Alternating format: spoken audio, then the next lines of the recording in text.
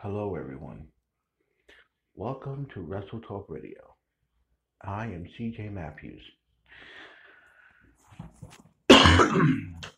Today we got a lot. We got a lot to talk about. Some interesting stuff is going on.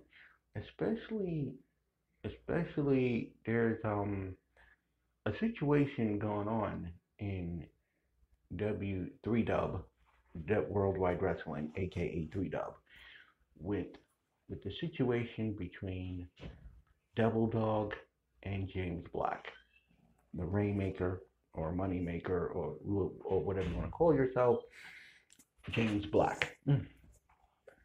And it's also an interesting situation going on with Tyler Ace.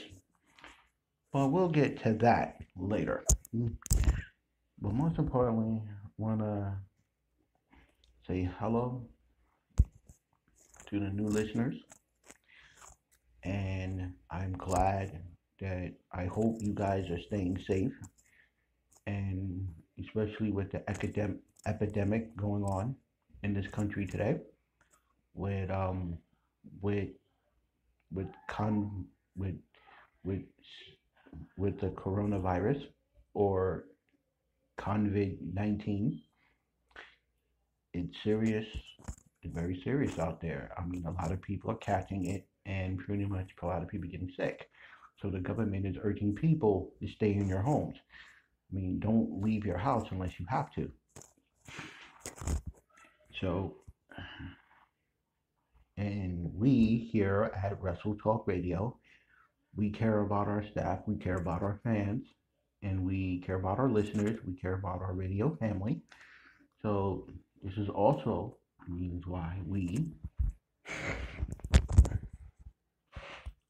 will entertain you. We will continue to entertain you, even though there's no one in the studio. We will continue to entertain you and give you the best information. You know what's going on in the e-feds and pretty much and stuff like that. But furthermore, let's get on with the show. Okay, BCW Heavyweight Champion Garrett Spear, dominant as usual. Nothing changed with that. He's next week. He will be, I have to say, well, not the longest, but be considered the most dominant champion in EFED history. Because he completely annihilated everyone in BCW. It came to the point where Baron Blade had to get people who don't work for the company to challenge him outside the company for competition, and he's pretty much beating them. So pretty much, I don't know, man. I don't know. If I was Baron Blade, I would lock him up lock him up for a couple of years, because once his contract is up, there are going to be a lot of companies who will want him. So I recommend Baron. Last time he let his top stars walk out the door. Princess Princess B, his former champion Ryan Steele, Moneymaker, Money Blake, Big Money Blake, and BCW kind of champion. He let a lot of his star talent boys walk out the door. He can't do that. If you can't not continue the trend of product that you're putting out there, and if you do not have the equal amount of talent that is there that that can pretty much elevate the show, why in God's name would you let your top talent just walk out the door? That doesn't really make any sense to me. But like I said, hey, to each his own. But I recommend lock him up, because there are a lot of people who would be interested in him. So that's one with that. Now, now a lot of people, a lot of stars of the defunct XCW, as the doors were closing, a lot of people were saying their goodbyes. A lot of people were giving their stories of how XCW meant to them. So we here at Wrestle Talk Radio, Adam Malcolm will be here next week to talk about what XCW did for him. But XCW, even though Adam Malcolm, for those of you who don't know, he was a guest host of the show 2 weeks ago. And basically, outside the ring, he's really not a bad guy. I mean, a married man, he has a family. His wife also wrestles and does MMA and kickbox. I mean, hell, this is a talented family. He trained in Japan. Most of his career was in Japan. So pretty much, and he's actually, I would have to say, like Omega. I mean, he's kind of like Omega. So people who say that him and Omega are similar, but because I don't know if I could really say that, but a lot of people, some people would say that him and Omega are similar. Their stories are similar because they both wrestled in Japan. They both trained in Japan. They both wrestled in Japan. So pretty much, so basically, but the thing is, they both came to the States, signed a contract. Well, no. The only difference is Adam Malcolm didn't come to the States to wrestle. He signed with XCW in Canada. So pretty much, that's where he, and was messed up to the fact that he was supposed to challenge for the British Commonwealth title against King Dominator.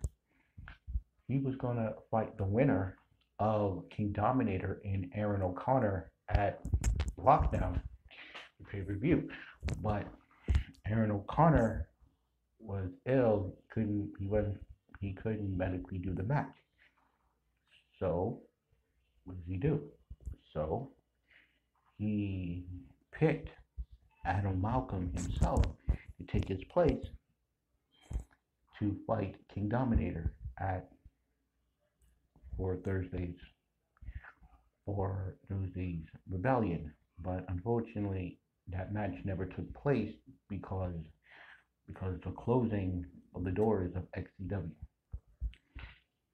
So a lot of the guys, they're doing indie shows right now. A lot of them are traveling on the road. They're doing indie shows. I mean, now Ian King, Jack Harvey. Last I've heard, Jack Harvey is wrestling in 3-Dub right now, and Ian King is wrestling back in Europe. So maybe he'll go to Japan. I'm not sure. Now, myself, Adam, he's taking indie shows all over. I mean, he has a tour date. He has a tour date in South Africa. So pretty much that's going to be an interesting thing to see.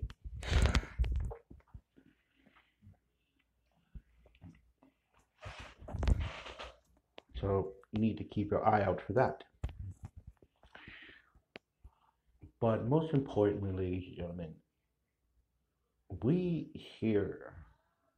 I've been doing this for quite a while, and I've seen a lot of things. I've seen some things, I've seen crazy things, I've seen unusual things, I've seen things that will make you scratch your head and make you go, what?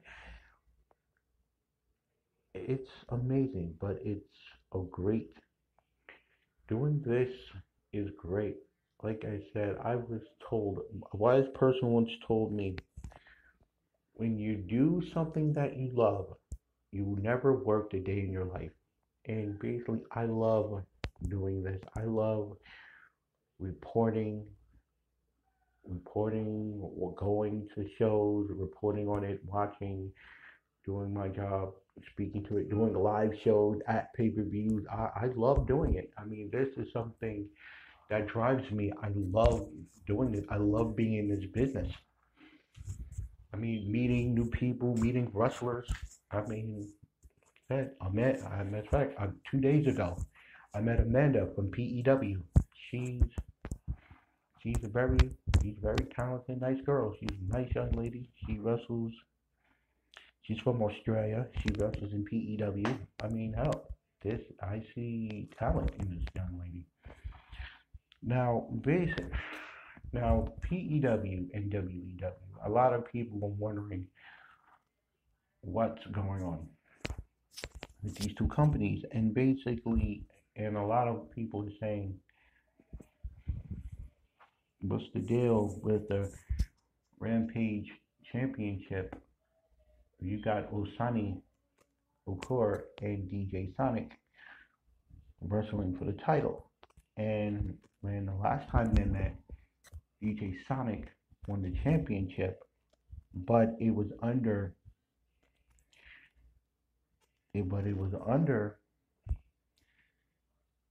suspicious circumstances. And it was a videotape that his stable Techno got involved in the match. So, and plus the situation got out of hand with the two sides, with Techno and Usami's relatives, AK-47 and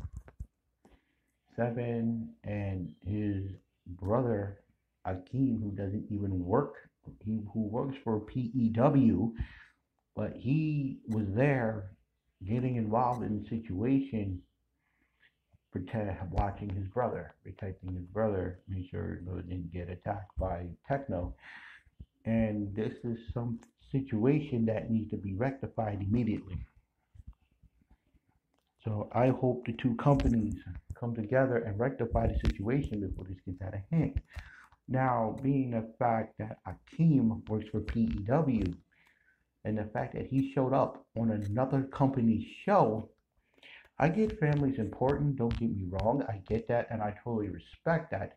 But when you work for another company and then you show up at another wrestling event of another company, and then you get involved in the situation with a company you don't even work for, that can lead to problems. That can lead to serious problems that you don't need. So Akeem, you need to seriously think about your actions, or I don't know. But anyway, moving on from that.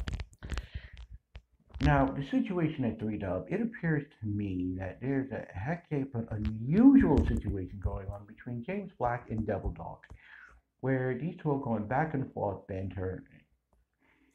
And now it came to the attention that rumor has it that James Black has been released from 3Dub. Devil Dog is not too happy about this, and to the fact that even though he's been released, he still has a match.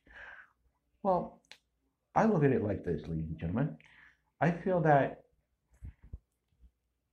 everyone should be held accountable for their actions, and when you do actions that way crosses the line, it's going to cost you your job. But also to a point where when you do something to someone else where it seems borderline cruel and criminal, it's going to come to head. I can't make it more fabricated than that. It's going to come to head. Whether they do it in the ring or they do it in the parking lot, it's not going to matter. But now they're using serious fighting words, which is going to get crazy. So I hope they take care of that and handle that. Now, Tyler Ace. It seems that a lot of wrestlers do not like this guy. Half of them are cruiserweights like him, especially, and the people who's been most critical of him were Shane Jericho, and Ewan Taylor, when they totally bashed and totally. But that's a topic for another time. But also, it seems to me that 3Dub is interested in Tyler H. He seems to be making his debut after TB5. Anyway, thanks for being here. See you after the matches.